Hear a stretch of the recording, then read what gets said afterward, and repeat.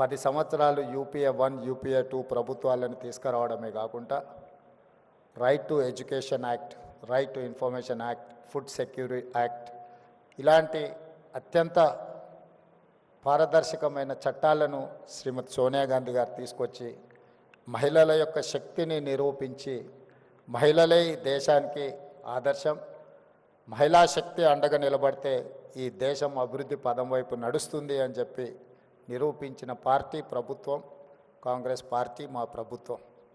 ఈరోజు కూడా మా ప్రభుత్వం ఏర్పాటు చేసిన తర్వాత అప్పటి వరకు నిర్లక్ష్యానికి లోనైన స్వయం సహాయక సంఘాలను ఆర్థికంగా నిలబెట్టాలి. మహిళ ఆర్థికంగా నిలబడితే, ఒక్క మహిళ ఆర్థికంగా నిలబడితే ఆ కుటుంబాన్ని పూర్తి స్థాయిలో ఆర్థికంగా నిలబెడుతుంది. అలాంటి ఒక మహిళ కుటుంబాన్ని నిలబెడితే 1 కోటి మంది మహిళలు తెలంగాణలో ఆర్థికంగా నిలబడి 1 కోటి మంది మహిళలు కోటీశ్వరులు అయితే తెలంగాణనే ఈ దేశానికి ఆదర్శం అవుతుంది. ఈ దేశాన్ని ఆర్థికంగా నిలబెట్టాలి అని అంటే తెలంగాణ రాష్ట్రం $1 ట్రిలియన్ ఎకానమీకి అభివృద్ధి చెందాలి అని అంటే 1 కోటి మంది మహిళల్ని కోటీశ్వరులను చెయ్యాలన్న లక్ష్యంతో ఈరోజు మా ప్రభుత్వం పనిచేస్తుంది. అందులో భాగంగానే ఈరోజు ఇంతమంది మహిళల్ని ఇక్కడికి పిలిపించి ఇక్కడ ఇంత మంచి కార్యక్రమాన్ని ఏర్పాటు చేసి ప్రోత్సహించే పనిచేస్తున్నాం. మీ అందరికీ తెలిసి ఇక్కడికి వచ్చిన మహిళలకు గతంలో మీరందరూ పండుగకు అమ్మగారింటికి వెళ్ళాలన్నా, ఇంకేదైనా కార్యక్రమాలకు అమ్మవారిని దర్శించుకోవాలంటే ఇంట్లో బస్ ఛార్జీలు అడగాలి. ఇంటైనా లేదు అని అంటే మీరు వెళ్ళే పరిస్థితి లేదు. కానీ ఈరోజు తెలంగాణ రాష్ట్రంలో మన ప్రభుత్వం వచ్చిన తర్వాత మహాలక్ష్మి కార్యక్రమం ద్వారా ఈ రాష్ట్రంలో మహిళలు ఎక్కడికి వెళ్ళాలన్నా, అమ్మవారిని దర్శించుకోవాలన్నా, అమ్మగారింటికి వెళ్ళాలన్నా ఆర్టీసీలో మీరు ఎక్కడ చేయి చూపించినా అక్కడ ఆపి మీరు కావాల్సిన దగ్గర దిగడానికి ఆర్టీసీలో ఉచిత ప్రయాణం మా మహిళా సోదరిమణులకు అందించిన ప్రభుత్వం మన ప్రభుత్వం. మహిళలకు ఒక ప్రత్యేక నజరాన శ్రీమతి సోనియా గాంధీ గారు ఇచ్చారు. దాదాపుగా ఇప్పటికీ 16-17 నెలల్లో 5,200 కోట్ల రూపాయలు ఈరోజు ఆర్టీసీకి రాష్ట్ర ప్రభుత్వం చెల్లించడం జరిగింది. మా మహిళలు ఆర్టీసీ ఉచిత బస్సు ప్రయాణం వినియోగించుకోవడం వల్ల ఆడబిడ్డలకు ఒక్కొక్కరికి దాదాపుగా నెలకు 5,000 రూపాయలు ఆదాయం మిగలడమే కాకుండా ఆర్టీసీ కూడా ఈరోజు లాభాల బాటల్లో నడుస్తుంది. గతంలో ఆర్టీసీ నష్టపోయి ఆర్టీసీని ప్రైవేటైజ్ చేస్తారన్నంత ప్రమాదానికి దారితీసింది. ఆనాడు జీత భత్యాల కోసం వాళ్ళు నిరసన తెలిపి బందులు పాటిస్తే దాదాపుగా 50 మంది కార్మికులు చనిపోవడం జరిగింది. అలాంటి ఆర్టీసీలో 50,000 మంది కార్మికులు ఉన్నారు. ఇవాళ 50,000 మంది కార్మికులు ఆర్టీసీ లాభాల బాటలో నడవడం వల్ల ఆ కుటుంబాలన్నీ కూడా బాగుపడ్డాయి అని అంటే మా ఆడబిడ్డలకి ఈరోజు తెలంగాణ రాష్ట్ర ప్రభుత్వం మహాలక్ష్మి పథకం ద్వారా మీకు ఆర్టీసీలో ఉచిత బస్సు ప్రయాణం అందించడమే ఈరోజు ఆర్టీసీ లాభాల బాటల్లో నడుస్తుంది. ఇదే కాదు, ఈరోజు ఆడబిడ్డలకు 500 రూపాయలకు సిలిండర్ అందించిన ఈరోజు గ్రామీణ ప్రాంతాలలో, ముఖ్యంగా తండాలలో, గూడాలలో ఉన్న ప్రభుత్వ పాఠశాలలు అమ్మ ఆదర్శ పాఠశాల పేరు మీద పాఠశాల నిర్వహణ పెత్తనం అంతా కూడా ఈ అమ్మల చేతుల్లో పెట్టాం. ఎందుకంటే గ్రామీణ ప్రాంతాలలో చదువుకుంటున్న పిల్లలు వాళ్ళ పిల్లలే.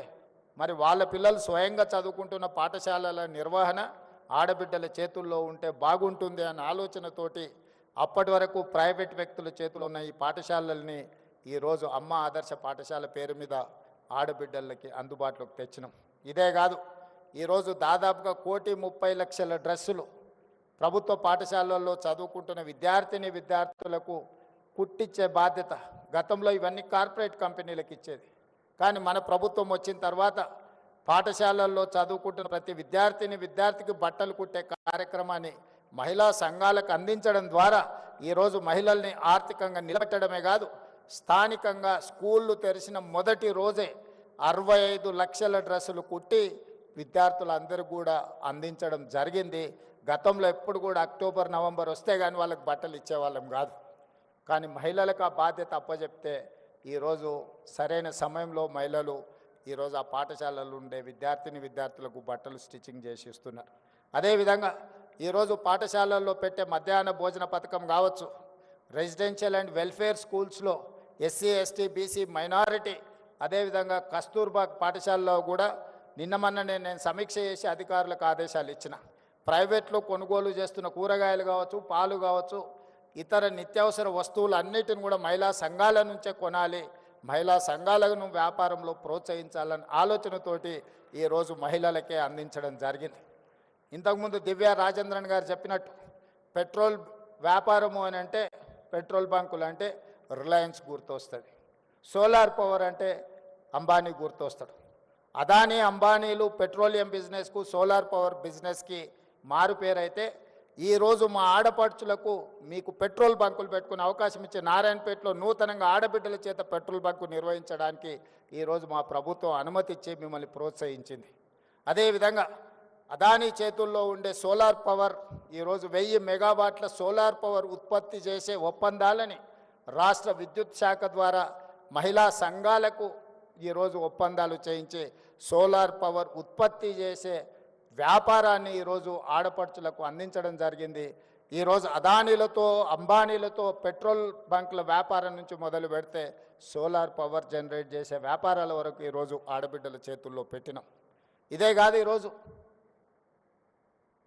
హైటెక్ సిటీ లేకపోతే రాయదుర్గం ప్రాంతం వెళ్తే విప్రో, ఇన్ఫోసిస్, మైక్రోసాఫ్ట్ లేదా మల్టీనేషనల్ కార్పొరేట్ కంపెనీల ఆఫీసులు, సంస్థలు ఉన్నాయి. అక్కడ వ్యాపారం చేయాలన్నా చిన్న కొట్టు పెట్టుకోవాలంటే కూడా కోట్ల రూపాయలు కావాలి. అలాంటి హైటెక్ సిటీ పక్కనే 3.5 ఎకరాల స్థలాన్ని ఈరోజు మహిళా సంఘాలకు ఇచ్చి వాళ్ళు ఉత్పత్తి చేసే వస్తువులను అక్కడ మార్కెట్ చేసుకోవడానికి 106 స్టాల్స్ను పెట్టి 3.5 ఎకర్స్ 100 కోట్ల రూపాయలు ఉన్న భూమిని ఈరోజు మహిళా సంఘాలకు, ఇందిరా మహిళా శక్తికి ఈరోజు మనం కేటాయించడం జరిగింది. మీరు గర్వంగా మీ ఆఫీస్ అడ్రస్ ఎక్కడా లేకపోతే మీ కార్పొరేట్ ఆఫీస్ ఎక్కడా అని అంటే హైటెక్ సిటీ అని విప్రో, ఇన్ఫోసిస్, మైక్రోసాఫ్ట్ ఎట్లా చెప్పుకుంటుందో మా ఆడబిడ్డలు కూడా మాకు కూడా అక్కడనే ఆఫీస్ ఉంది, మీ ఆఫీసు ఎకరంలోనే ఉంటే మా ఆఫీసు 3.5 ఎకరాలలో ఉందని మీరు మహిళలు గొప్పగా చెప్పుకునేటట్టు ఈరోజు మహిళల ఆత్మగౌరవాన్ని పెంచాలి అని హైటెక్ సిటీలో 3.5 ఎకరాల స్థలం ఇవ్వడమే కాకుండా అద్భుతమైన ఈరోజు మీకు అక్కడ మీ వస్తువులను ప్రదర్శించడానికి అవకాశం ఇచ్చినాం. మొన్న జరిగిన భారత్ సమ్మిట్లో ప్రపంచ దేశాల నుంచి వ్యాపార దిగ్గజాలు ఎంతోమంది వస్తే కూడా మీ దగ్గరకు వచ్చి చూసి వెళ్ళినారు. ఇప్పుడు హైదరాబాదు నగరంలో జరుగుతున్న ప్రపంచ మిస్ వరల్డ్ కాంపిటీషన్స్లో ఉండేవాళ్ళు కూడా నాకు తెలిసి 21 తారీఖు రోజు మీ దగ్గరికి ఇందిరా మహిళా శక్తి స్టాల్స్ చూడడానికి, ప్రపంచంలో ఉండే వాళ్ళందరూ మీ స్టాల్స్ చూడడానికి 21 తారీఖు రాబోతున్నారు.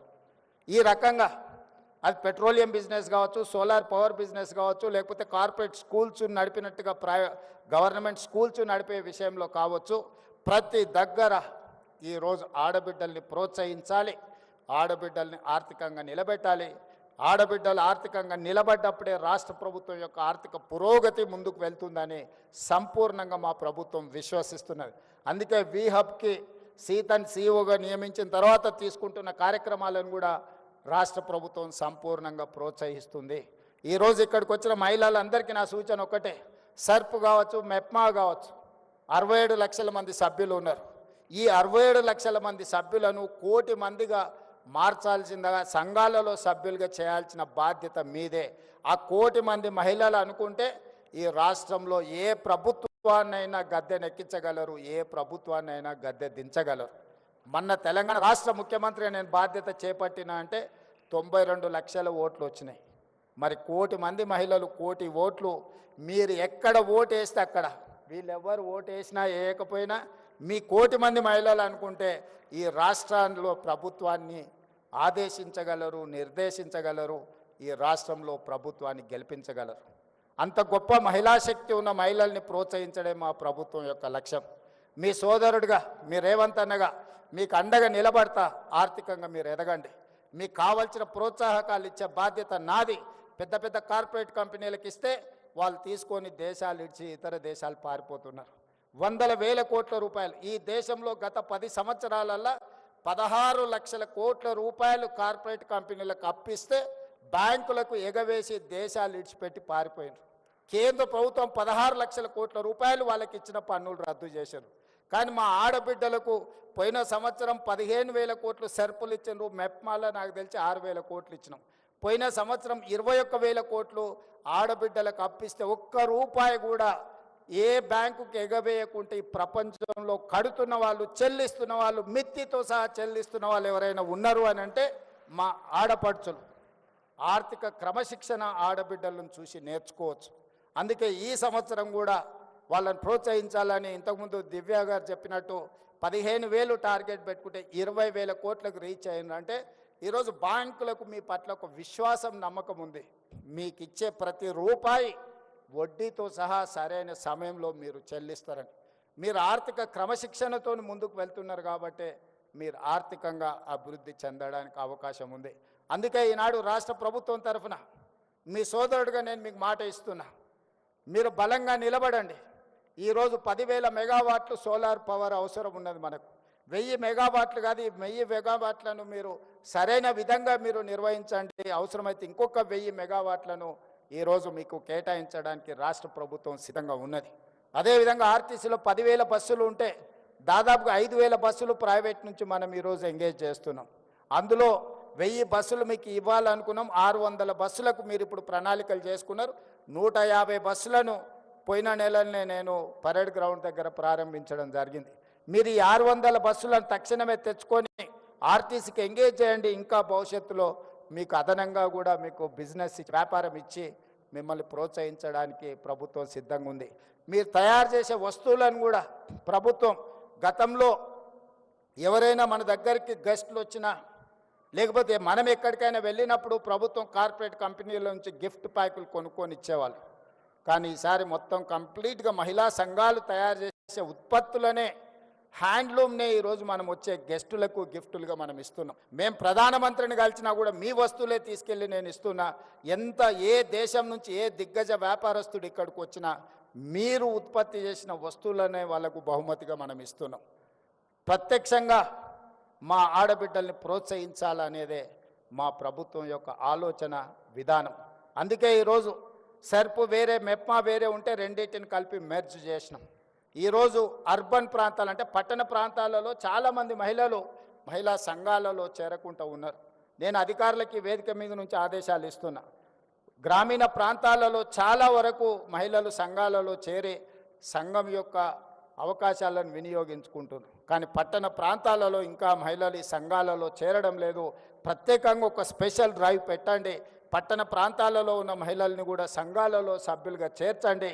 వాళ్ళందరినీ వ్యాపారాలు చేసుకోవడానికి ప్రోత్సహిద్దాం. ఆడబిడ్డలు వ్యాపారంలో నిలదొక్కున్నప్పుడే ఆ కుటుంబం ఆర్థికంగా నిలబడుతుంది. అదేవిధంగా ఈరోజు మీరు ఐడెంటిటీ కార్డు మహిళలకు ఇస్తున్నట్టున్నారు, కాకపోతే దాంట్లో డేటాబేస్ ఉన్నట్టు లేదు. అందుకే ఈరోజు నేను ఈ ప్రత్యేక సందర్భంలో ప్రతి ఆడబిడ్డకు ఒక QR కోడ్ అంటే ఒక యూనిక్ నెంబర్, అది మరి సాంకేతికంగా ఎట్లా అభివృద్ధి చేస్తారో సంజయ్ గారు చూడాలి. ప్రతి ఆడబిడ్డకు ఒక ID కార్డ్, ఆమె ఆర్థికపరమైన అంశాల నుంచి ఆరోగ్య సమస్యల వరకు వాళ్ళకి ఏ రకమైన ట్రీట్మెంట్ ఇవ్వాలి, వాళ్ళ హెల్త్ కండిషన్ ఏంది, గతంలో వాళ్ళకి ఏ రకమైన పరీక్షలు వైద్య సహాయం అందించడానికి చేసిండ్రో ఒక్కసారి ఆ కార్డు ఇస్తే హాస్పిటల్కి వెళ్తే అంతకంటే ముందు ఏ రకమైన వైద్య సహాయం అందించిండ్రో వాళ్ళ వివరాలు అన్నిటిని కూడా అందులో పొందుపరిచే విధంగా వాళ్ళకు ఒక డేటాబేస్ తయారు చేయాలి.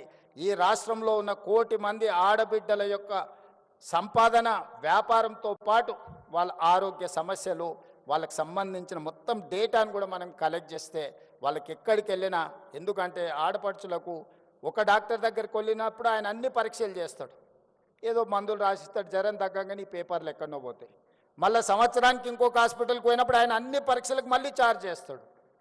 దాంతో ఏమవుతుంది అంటే వాళ్ళకి ట్రాక్ రికార్డ్ కూడా ఉండడం లేదు. గతంలో వీళ్ళకి ఏం సమస్య ఉండే, ఎలాంటి వైద్యాన్ని అందించడం, వీళ్ళకి ఎలాంటి ఆరోగ్య పరిస్థితులు ఉన్నాయని ఒక మొత్తం ఎలాంటి వివరాలు లేకుండా పోతుంది. అందుకే ఈరోజు రాష్ట్ర ప్రభుత్వం ప్రత్యేకమైన దృష్టి పెట్టి నేను దివ్య రాజేంద్రన్ గారికి సూచన చేస్తున్నా, ఈ డేటాబేస్ కలెక్ట్ చేయండి, వాళ్ళ హెల్త్ చెకప్ చేయించండి, వాళ్ళ కంప్లీట్గా హెల్త్ ప్రొఫైల్ బిల్డ్ చేయండి. ప్రతి సంవత్సరం ఒకసారి వాళ్ళకు పూర్తి స్థాయిలో ఆరోగ్య పరీక్షలు చేయించగలిగినప్పుడు ఈ ఆడబిడ్డలకు వాస్తవంగా వాళ్ళ ఆరోగ్యం దెబ్బతిన కంటే ముందే మనం నియంత్రించవచ్చు. వచ్చిన తర్వాత వాళ్లకు వైద్య సహాయాన్ని అందించడం కాదు, వాళ్ళకు ఆరోగ్య సమస్యలు రాకుండానే ముందుగానే వాళ్లకు మనము ఆరోగ్యపరమైన సూచనలు చేయడమే కాకుండా అవగాహన కల్పించి వాళ్ళకు అవసరమైన ఆరోగ్య భద్రత రాష్ట్ర ప్రభుత్వం కల్పిస్తుంది. వీటికి సంబంధించి అదేవిధంగా వాళ్ళ వ్యాపారాలను ప్రోత్సహించడానికి కూడా వాళ్ళ ఇండివిజువల్ ఉన్న నైపుణ్యం ఏంది, వ్యక్తులకు కొన్ని నైపుణ్యాలు ఉంటాయి, వాటన్నిటిని కూడా మనం కలెక్ట్ చేసుకోగలిగితే ఆ రంగంలో వాళ్ళని ప్రోత్సహించడానికి అవకాశం ఉంటుంది. ఇవన్నీ కూడా ఆడబిడ్డలను ఈరోజు ప్రోత్సహించడానికి రాష్ట్ర ప్రభుత్వం ప్రయత్నం చేస్తుంది. వచ్చే ఎన్నికల్లో మీ ఓట్లతోనే మళ్ళీ ప్రభుత్వాన్ని ఏర్పాటు చేయాలని మా పార్టీ, మా ప్రభుత్వం అనుకుంటుంది. ప్రతి ఆడబిడ్డను 1 కోటి మందిని ఇందులో సభ్యులుగా చేర్చి ఆ 1 కోటి ఓట్లతోనే రెండోసారి ప్రభుత్వాన్ని ఏర్పాటు చేసి మిమ్మల్ని 1 కోటి మందిని కోటీశ్వరులను చేసే బాధ్యత తీసుకుంటామని తెలియజేస్తూ మీ అందరి దగ్గర సెలవు తీసుకుంటున్నా. మీ అందరికీ మనస్ఫూర్తిగా ధన్యవాదాలు.